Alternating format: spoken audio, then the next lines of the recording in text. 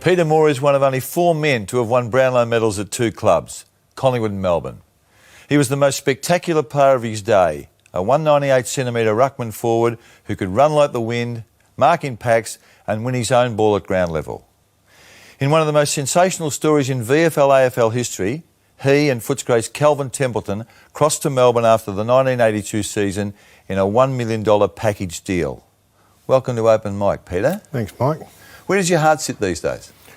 Oh, with both clubs. I mean, I'm probably more involved at Collingwood because I played there longer, but certainly, you know, I'd really like to see Melbourne get it together and start being competitive, so I follow them both. Most blokes tend to go back to their original home when they finish, don't they? When I think so, yeah. I think, well, you start as a kid there and, you know, there's a long history there, and so it's probably the club that's more significant for me anyway. It all started when you were 17 at Collingwood? Yes. You started in the seniors late in the 1974 season under Neil Mann? Yes. What were your instructions? What were his instructions to you? Well, my first game was an accident, really, because Twiggy Dunn tripped down the stairs Saturday morning and I got called up. What, at Vic Park or at home? No, at home. Yeah. And I got a late call and sat on the bench at Arden Street for 3.5 quarters and just came on in the last 10 minutes when we were 10 goals down, and I ran around and got a few kicks. I just said, get a kick, so I ran around getting a kick and did that, and did enough to get a game the following week, and then I think I played a couple of finals that year. So. You did play 2 finals, one a win over the Bulldogs at Waverley, and then the second one in front of 87,000 people at the MCG against Hawthorn. I did a stats check, Maury, and you had 1 kick. Now, you must have spent a lot of time on the bench. Probably injured early. I was on the bench, or I got injured early. Yeah. Probably wasn't a distinguished day. But it's young, isn't it? I mean, now 17-year-olds can't play anymore. No, they're not allowed to, I guess. But when in that year at Collingwood, we had myself, Rene Kink was 16 when he played. Billy Picken was 16 or 17. You know, so we were all there together at the same time. One stage there were 3 or 4 17-year-olds in the team. There's yourself and Calvin Templeton. You were captain of Collingwood. He was captain of Footscray, now the Western Bulldogs. You were both Brownlow medalists from the previous 3 years, and you moved in a package deal. I mean, what was the origin of that? Whose idea was it? Well, there was my manager was my accountant and my lawyer, who happened to be Jeff Brown, who's now the head of Channel 9. Yeah. So Jeff was a young lawyer getting into sports, and they just put a deal together to package us up. I don't know, they must have thought of it. And who's they? They've been Brownie and who else? And David Shewan, my accountant. Okay, and we had the same accountant. Was Dick Seddon Dick was involved? Yes. Yeah. Dick was involved. And Barras, and I guess they needed to recruit, some big name players, and they put a deal to us, and it took a fair while to decide, but finally decided to do it. That's 30 years ago, correct? That's right, yeah.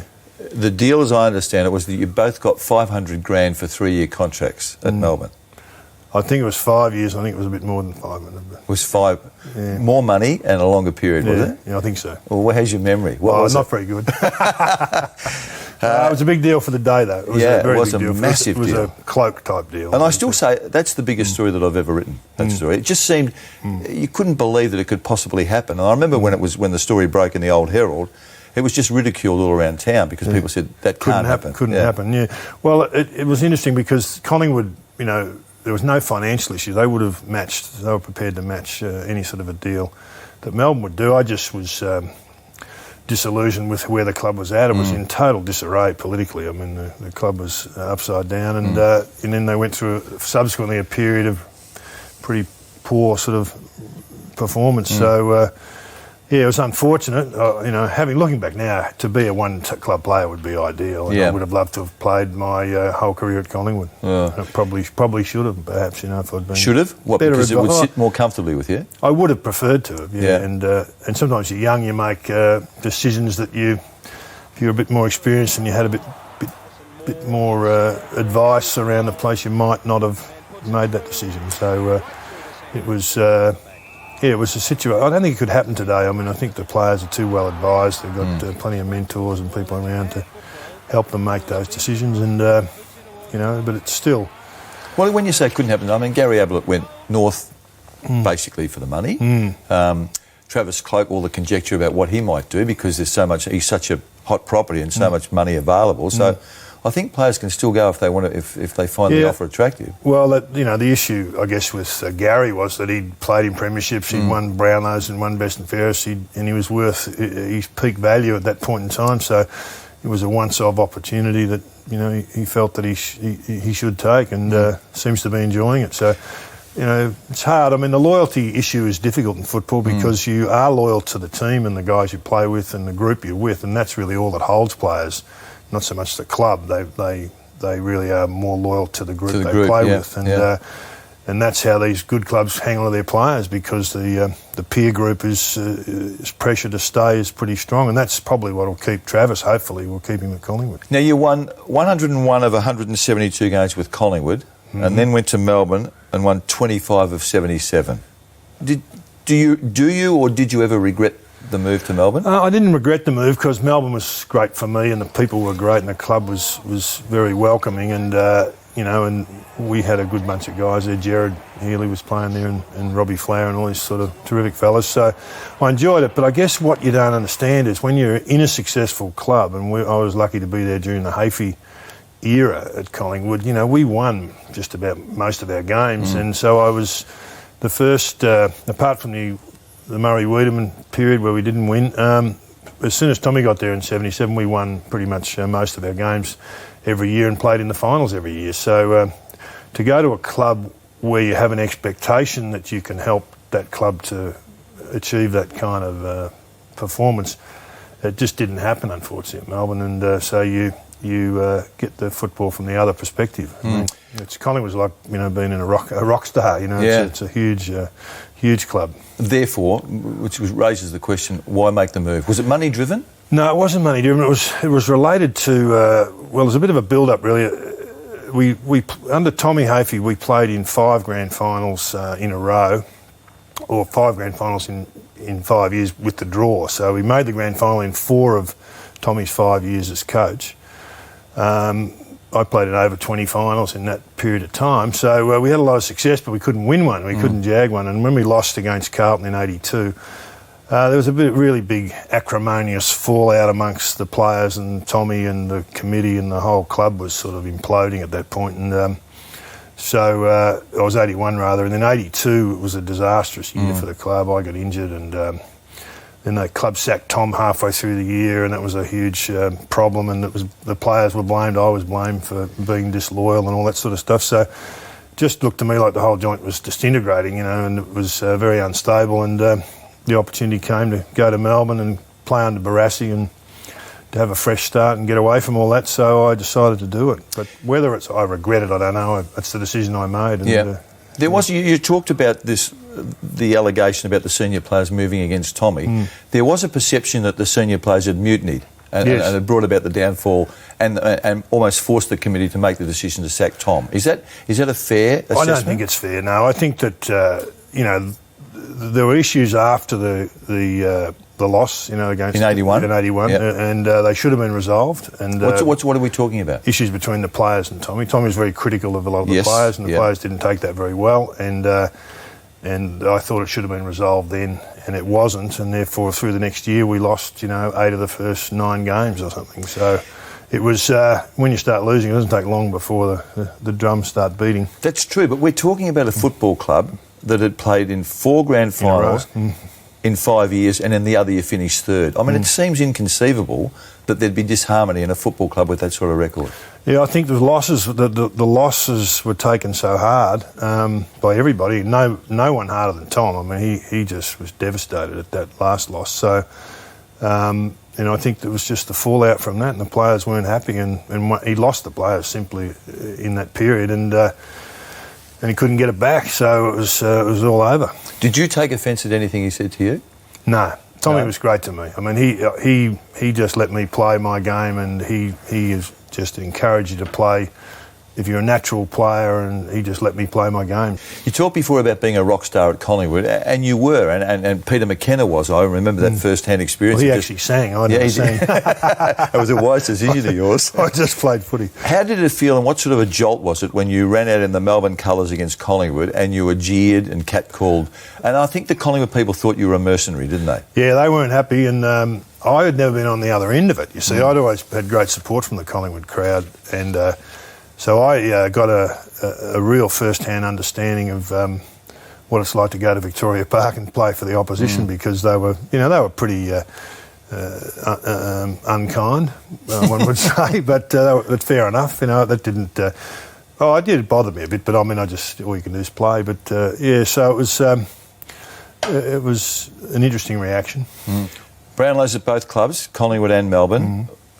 Was one better than the other in your view? I felt like the 1979 one, I was lucky to win it. I didn't expect to win it. I wasn't tipped to win it. And I always say to Gary Wilson from Fitzroy, whenever I see him, that I've got his Brownlow at home in the cupboard, because he should have won it. I mean, he was a champion player, and he had a great year. But I had a great year and sort of snuck up on him in that year. It was my first year in the ruck under Tommy, and Len Thompson had left. Len had left, and I was the number one ruckman, and I was playing on my own in the ruck, which meant that I just had a lot of game time. I was really fit, and I had a pretty big year, but it took about half a season for people to recognise that I was actually playing well, because I was not very well known at that point as a ruckman. So, it was a bit of a surprise, and probably lucky to win, I would have thought. And then the one at Melbourne, well, when I got to Melbourne, the pressure was on to the extent where really that's the only way that I could really prove myself. If the team wasn't going to win finals, which it didn't seem to be good enough to do,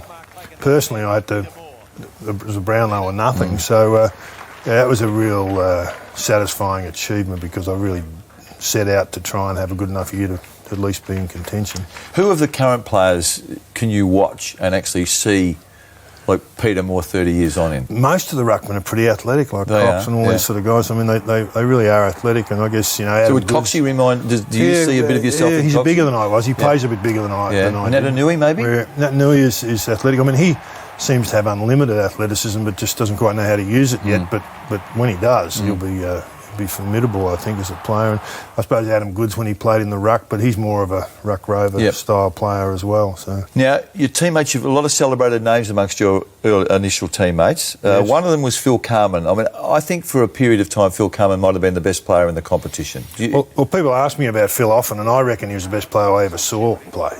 For a brief period, probably 2 or 3 years when he was at his peak, but certainly when he came to Collingwood, the Weed had taken over as coach, and we were all there. We had a great group of players, and Twiggy Dunn was still playing, the Richardson brothers, Tomo, Peter McKenna, so it was a great bunch of champions for me to play with. And Fabulous came over, and he was the best thing anyone ever seen. I mean, he was the fittest player I've ever seen, and just a fantastic athlete. Brilliant on both sides of his body. I mean, he had everything. He was unbeatable, really. You've had in the main, two of the highest profile coaches in the history of football. Yes. Hafey largely for a long period at Collingwood, and Barras at Melbourne. Were there similarities between those two? The competitiveness was the same. I mean, Tom was a huge competitor, and I think people, Barras gets big raps because he won a lot of flags, and he was a great coach, and I agree with that. But Tom's a bit probably not as recognised. He took that Collingwood team to play in those 5 grand finals in 4 years. Was a fantastic performance with a really cobbled together team. We didn't have that many stars, and it was a lot of recycled guys that came from Ray Byrne, these sort of guys, great players that came from other clubs, or Mick Taylor from South Australia, people like that who were terrific players. And so Tom did a great job with that. Barras was more of a high profile type, and probably at Melbourne he was very intense about it, because he was really almost over-coaching, because he felt it was his responsibility to turn that whole thing around. And so it was a pretty intense period with Ron. But I loved Ron, and we got on great, but we were sort of had a bit of a love-hate relationship, I suppose. It was a What, love-hate while you were playing? Oh yeah, we used to fire up at each other quite a bit. And you would give back as good as you got? Yes, unfortunately, yes. But it was always Did fun. Did he ride you hard? Yeah, he did. He rode all his star players hard. Everybody, Robbie Flower, you remember, played out of position for 3 or 4 years. The best winger in history, played most of his game at the back line. Yeah. Because Ron believed that's what was the best thing to do, and so he rode Jared hard. He rode myself. Jared Healy. Healy, myself. After the break, Maury, we're going to revisit the pain of those grand final losses. Fantastic. I can't wait. I want to take you to 1977. I suspect it's the most momentous period in your football life. Yeah. Collingwood went from the bottom to the top, a drawn grand final, and you were beaten in the replay by North Melbourne. You kicked 13 goals in those three finals that year and 76 goals for the season. Was that your best year? Best year as a forward. Yeah, I was always fancied myself as a ruckman, not a forward, and Tomo was still there and very much the dominant presence as our number one ruckman, and he's a bit loath to give a young guy a run on the ball. Couldn't get a look in those days. So it was Tommy's idea. He saw me take a few grabs in finals and in practice matches and that, and Tommy thought that I could be a key forward pocket ruckman, sort of take the odd mark here and there, and so he played me there and just worked the forward line around. In the end, I became the full forward, and I had Rene Kink and Phil Calm, the three of us kind of working the forward line, and it just seemed to work, and I was a pretty good mark, and mostly just bomb it long to the goal square and see if I could mark it. I know Tommy's haunted by the suspension of Phil Carman during that final series. Yes. Do you win the flag if Phil plays? Absolutely. Yeah, no. Particularly the first game. I mean, the draw, the replay, I'm not sure, but they won that by 20 points, I think. We really needed all the sort of star power we could get, and we missed Phil a lot. You kicked 5 goals in the replay. Were you playing on Dentchy or Frankie Gumbleton? I can't remember, but I generally played on Frank, and Dench would pick up Phil or Renee or somebody like that. Yeah. So I think I was on Frank Gumbleton for most of the time, and then Croswell used to come down if I was getting out of hand. He'd come down and pick me up. One of my indelible memories from grand finals was Brent Croswell running the length of the MCG straight down what we now call the corridor, from full forward to full back to guard you. Yes. Yeah, well, I think I'd already kicked 5 or so by that point, 4 or 5 goals by that point, and he came down, and I didn't kick another goal after that, but I don't know if the ball came down there either. So I don't know whether Crosby got the credit for shutting me down, or whether the ball never came. But certainly it was a big move, him from full forward, because he was a pretty dangerous player at their end. He was a very good player too. 5 grand finals, 1 draw, 4 losses. How deeply does that cut now, and did it cut back then? Well, back then it was devastating. I mean, the first couple, I was a young kid, in the 77 finals. I was just happy to be there, and I fortunately played well in both those grand finals. I think I kicked 4 and 5. 9 goals in the two of them. 9 goals in the two of them. So, I had a good run. So I was really devastated and disappointed, but it wasn't, I was sort of lucky to get there. And then, but then subsequently, 79 and 80, 81, or 80, whatever it was. I can't remember now. But the finals that we lost subsequently, and the final, the one against Richmond where we got thrashed, that was 1980. 80. That was a pretty devastating game for us. And then to lose to Carlton that day was the final one was also. Now we're talking 1981 when you lost to the Blues. Yes. You went into that game, did you not, with a torn hamstring? Well, I had torn a hammy a couple of weeks before, and it was a pretty significant tear, so I was probably not right. But whose decision was it for you to play? Well, I wasn't that keen to play. I felt that I couldn't run flat out or bend over properly and pick the ball up. But match committee really decided that I was our best option deep in the forward line. And they're going to play you out of the goal square. So I was playing in the ruck at that point, so I couldn't have played in the ruck. So obviously I wasn't fit, but the idea was that I could, play full forward and stay around the goal square and perhaps take a couple of grabs and kick a few goals. So I ended up kicking 1 or 2 goals. So it sort of half worked. The thought process was they were keen for me to play. I was the captain. I thought if I could bluff my way through and kick a couple of goals and we happened to win, at least I'd be in a premiership team. Yeah. Peter, it's footy folklore that you received your runners-up medallion, MCG, after the 1981 grand final. I knew you were going to ask me about this. And threw it away, never to be seen again. Is that true? Well, I'll have to dispel that rumour because actually I just pretended to throw it into the crowd, but I actually sort of kept it in my hand. Is that true? No, I did throw it away. And it's never been recovered? It hasn't, no. I don't know where it is. I've got a couple of them at home, a couple of other ones, but not that one. You think you had enough to spare, did you? Enough. Well, that was the whole issue. People said it was a bit unsporting, and maybe it was, but my thought was that I wasn't going to accept coming second ever, that we'd come second enough, and that by accepting the medal it was accepting coming second. So it was more of a symbolic thing as the way I looked at it. But that was the heartbreak year, wasn't it? That was the start of the end. That was the start of the end of the Hafey era, actually. So you don't regret that? No, I regret it because of the fallout, but really, I don't regret the gesture in saying that we didn't want to accept coming second. I was involved at Collingwood when we lost the finals to Brisbane, in 2000, and I saw Mick Malthouse's runner-up medal go straight in the bin too. Did it really? Look, as a symbolic thing to his team that we don't want this and we don't want to come second. So it's there's no second prize in footy. That's simple as that. There was a view that your passion was snow skiing, and that as soon as you finished football, it was as if it had never occurred in your life, and you're off in a new direction and skiing as often as you wanted. Is it? Yeah. Did you actually ski while you were playing? No, I wasn't. I wasn't really allowed to ski during the season. I know you weren't allowed to, but did you? I may have been in the balaclava with goggles up at Mount Buller. I may have been spotted on occasion, but mostly if I was injured or if I had a shoulder injury or something, we'd go skiing. Peter, do you think your reputation, for whatever it is, do you think your place in the game would have been different had you won one premiership? Oh, well, for sure. If we jagged a couple of those 5 we were in, it would have changed everybody's but it's funny, isn't it? Suit in the game. See, you've got to play in premierships to be really remembered. See, that's a great point. You mentioned Gerard Healy's name. Gerard thinks that's nonsense. Gerard says that a player's reputation is built on what he does over a long period, and that it should be incidental whether in fact he's played in premiership teams or not.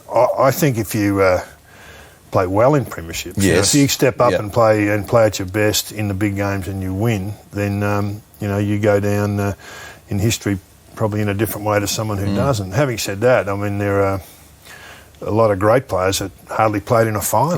Robbie Flower, Gary Wilson, these sort of guys, that just didn't even get to play. So it's really a luck of the draw being in the right place at the right time. So in that sense, Gerard's right. If you're unlucky enough to not be in a team that's good enough, then that's true. But certainly big games big performances in big games are what make players' reputations. Let's move to the present. Yes. How are you putting food on the table these days? I'm sort of involved in resources and... You've always given this answer. I'm sort of involved in resources. What's that mean? I have a group of partners. We do... our current project is gold exploration in America, in Nevada. So we've got a number of projects over there, and I run all that. You run it from Australia? Yeah, well, I travel a lot, but I run it. Have you got gold in the ground, or are you prospecting? We're prospecting at this stage. We may have some gold in the ground, but we haven't announced it. So if you don't know you've got gold in the ground, how are you making money out of it? Oh, well, I'll just do my best, So it's been a vague answer. A bit of this and a bit of that from you. You just do what you can. Yeah. Now, your son Darcy. Yes. Story in the Herald Sun recently. We see him here on the monitor. There you are. He's taller than you, Maury, and you're 6'6". Actually, I was standing in a hole behind him at that. Well, it looks like you are. So he's about the same height as me, yeah. And he's 16? He's 16, just 16 this year, yeah. So he's not eligible for the draft till 2014. But he's eligible father and son for Collingwood? He is for Collingwood, yeah. Now, being as objective as a parent can be, how do you see his future? Well, I'm probably a harder judge than most on him, but... so far he's done everything right. I mean, he's a good player. He plays very well, very tall, athletic. And, quick? Yeah, very quick. Yeah. And great hands, and he's plays forward and back, so he's very focused and committed and competitive, so he's got a good chance if it all goes well. You weren't inducted into the AFL or the Australian Football Hall of Fame until 2005, I think. Yeah. Do you think, and this is a popular view, I mean, Gerard Healy, I think, shares this view, do you think that you suffer and you don't get the recognition that you deserve for your achievements? Oh, no, that's really for others to decide. I reckon getting in the Hall of Fame is a bit harder if you played for Collingwood, I think. That's the problem. I think it's a bit harder. Eddie believes that. Do you believe it, or is it a throwaway line? I think so. I think it's a bit of resistance to acknowledging Collingwood players. Well, Eddie wouldn't put me in the Collingwood Hall of Fame until after I got in the AFL Hall of Fame. There was a reason for that. Because I left. Exactly. You cannot leave Collingwood and have Eddie be happy with you. So. Peter, it's been great reflecting on what's been an outstanding career in football. Good to see you looking so well, and good luck for the future. Okay, thanks, Mike.